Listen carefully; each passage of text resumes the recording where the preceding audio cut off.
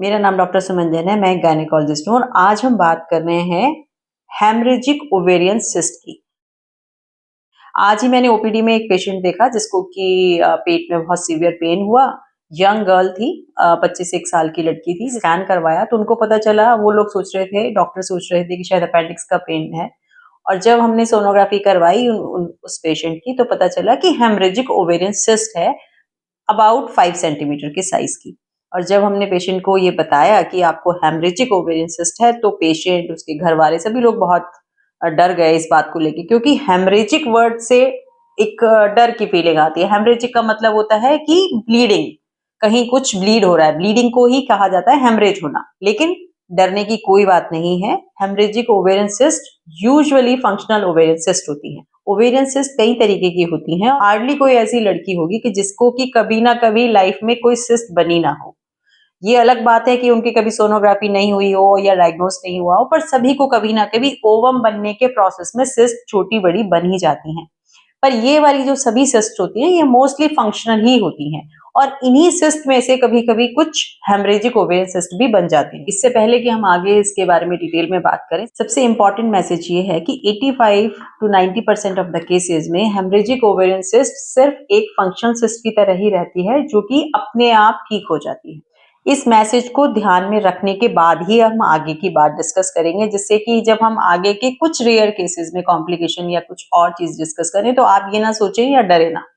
और जो सबसे बड़ा डर है कि कहीं सर्जरी की जरूरत तो नहीं पड़ेगी, तो डरने की कोई जरूरत नहीं है। सर्जरी की जरूरत बहुत रेयर केसेस में ही पड़ती है। इस एडवांस जमाने में बहुत ऑप्शंस अवेलेबल हैं। ज्यादातर प्रॉब्लम का सॉल्यूशन हम कंजर्वेटिव तरीके से ही कर पाते हैं। तो आइए सबसे पहले समझते हैं कि हेमरेजिक ओवेरियन सिस्ट आखिर होती क्या है और बनती कैसे। हर महीने ओवरी में पीरियड के बाद कुछ फॉलिकल्स या कुछ एग बनने के प्रोसेस शुरू होता है, जिनको कि हम फॉलिकल का डेवलपमेंट कहते हैं। उस फॉलिकल के अंदर ही ओवम होते हैं। हर महीने के शुरुआत में 3 से 4 फॉलिकल बनना शुरू होते हैं, जो धीरे धीरे बढ़ते हैं और फिर एक पर्टिकुलर साइज पर पहुंचकर वो उसमें से रिलीज हो जाते हैं, जिसको कि ट्यूब कैप्चर कर लेती है उस ओवम को।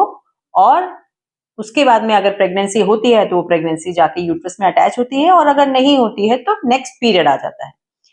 इस सारे प्रोसेस में जबकि कि पहले एक बार फॉलिकल बढ़ता है, फिर वो निकलता है और उसके बाद में जो बाकी बचता है वो भी कॉर्पस ल्यूटियम बनता है। ये जो कॉर्पस ल्यूटियम होता है ये भी हेल्प करता है, अगर प्रेगनेंसी हो जाती है तो उसको न्यूट्रिशन पहुंचाने में कॉर्पस ल्यूटियम का भी रोल होता है। ओव्यूलेशन के टाइम पे जब फॉलिकल खुलता है, या जिसको हम लोग हमारी लैंग्वेज में कहते हैं रप्चर होता है, ओव्यूलेशन होता है, उस दौरान में बिकॉज इंटरनल प्रेशर बढ़ता है तो कभी कभी रप्चर के साथ साथ में कुछ छोटी सी आर्टरीज या कैपिलरीज में ब्लीडिंग भी हो जाती है। वही बनाता है हेमरेजिक ओवेरियन सिस्ट। ये फॉलिकुलर फेज में भी बन सकती हैं और यूजुअली लूटियल फेज में भी बन सकती हैं। अब इसमें जो प्रॉब्लम होती है वो डिपेंड इस बात पे करती है कि बनी कितने साइज की है, और हमारा ट्रीटमेंट भी इसी बात पर डिपेंड करता है कि ओवेरियन सिस्ट का साइज कितना है। और इसमें एक सवाल यहाँ पे ये भी आता है कि अगर इधर हेमरेजिक सिस्ट बन जाए और उधर प्रेगनेंसी हो जाए यूट्रस में, तो क्या हेमरेजिक सिस्ट के साथ में प्रेगनेंसी होने में कोई दिक्कत आती है? प्रेगनेंसी होने के बावजूद अगर यहाँ पे कॉर्पस ल्यूटियम में हेमरेजिक सिस्ट भी बनी है तो इसकी वजह से प्रेगनेंसी पे यूजुअली कोई असर नहीं होता और प्रेगनेंसी अपने तरीके से कंटिन्यू रहती है। तो पता कैसे चलता है हेमरेजिक ओवेरियन सिस्ट के बारे में? ज्यादातर केसेस में हेमरेजिक ओवेरियन सिस्ट के जो केसेस हम लोग देखते हैं वो ज्यादातर कोइंसिडेंटल फाइंडिंग होती है, यानी कि सोनोग्राफी हम किसी और रीजन की वजह से करवाते हैं और पता चलता है कि साथ में एक हेमरेजिक सिस्ट भी है। या कुछ केसेस में अगर मरीज को सडन पेन एकदम से हुआ है या इरेगुलर ब्लीडिंग है, इसकी वजह से जब हम लोग करवाते हैं तो पता चलता है कि साथ में हेमरेजिक ओवेरियन सिस्ट भी है, यानी कि सोनोग्राफी या अल्ट्रासाउंड से ही इसका डायग्नोसिस होता है। तो क्या इसको बनने से रोकने का कोई तरीका है? नहीं, इसको बनने से रोकने का कोई तरीका नहीं है। ये जब भी जिस भी साइकिल में बनती हैं वो रैंडम तरीके से कभी कभी बन जाती हैं। इसका कोई तरीका नहीं है कि हम कुछ आपको ऐसी मेडिसिन दे दें कि आपका ये बनना रुक जाए। ये अपने आप ही बनती है, नेचुरल तरीके से ही बनती है और नेचुरल तरीके से ही ठीक हो जाती हैं। तो हम लोग इसका सॉल्यूशन किस तरह से करते हैं? हम लोग सॉल्यूशन हमारा डिपेंड करता है कि साइज क्या है हेमरेजिक सिस्ट का और आपको पेशेंट को सिम्टम क्या है। सपोज अगर किसी पेशेंट को कोई सिम्टम नहीं है और वो सिस्ट का साइज 5 सेंटीमीटर से कम का है, उसको किसी ट्रीटमेंट की वैसी जरूरत नहीं है, लेकिन फिर भी ऑन अ सपोर्ट साइड कुछ थोड़ा सा इन्फ्लेमेशन तो ओवरी में हुआ ही है, तो थोड़ी सी सपोर्टिव मेडिसिन हम लोग देते हैं। इसके अलावा हम लोग उनको ओरल कॉन्ट्रासेप्टिव पिल्स भी प्रिस्क्राइब करते हैं। अब ये एक बड़ा कंफ्यूजन होता है कि कुछ लोग सोचते हैं कि ओरल कॉन्ट्रासेप्टिव पिल्स लेने की वजह से ये सिस्ट ठीक हो जाती है। नहीं, ऐसा नहीं है। ओरल कॉन्ट्रासेप्टिव पिल्स सिस्ट को ठीक नहीं करती, लेकिन ये करती हैं कि और दूसरे फॉलिकल ना बने, उनको बनने से रोकती हैं। तो आप ये कह सकते हैं कि एक तरीके से ओवरी को रेस्ट मिल गया, और जब रेस्ट मिल गया तो जो सिस्ट उनकी बनी थी वो अपने आप में रिजॉल्व होने का प्रोसेस थोड़ा फास्ट भी हो जाता है। और साथ में एक तरफ एक सिस्ट बनी हुई है और अगर अगले महीने में दूसरे फॉलिकल बनना शुरू हो जाए तो प्रॉब्लम कई बार बढ़ सकती है।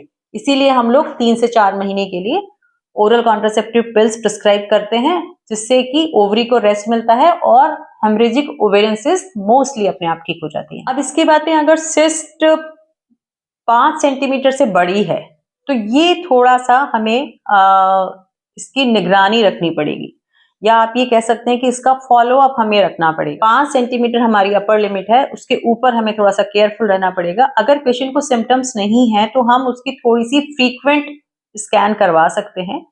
और कभी कभी अगर हमें डाउट है ऐसे केसेस में कि ये हो सकता है कि किसी और तरीके की सिस्ट ना हो, क्योंकि अभी तक तो हमने सिर्फ अल्ट्रासाउंड ही करवाया है, तो ऐसे में कुछ हम ओवेरियन मार्कर्स वाले टेस्ट भी करवा सकते हैं। और जो सबसे ज्यादा कंफ्यूजन हेमरेजिक सिस्ट में होता है, अगर किसी को 3-4 महीने हो गए हैं उसके बाद भी अगर हेमरेजिक ओवेरियन सिस्ट रिजॉल्व नहीं हो रही है, तो हो सकता है कि ये एंडोमेट्रियोटिक सिस्ट हो, जो कि एक डिफरेंट टाइप की सिस्ट होती है।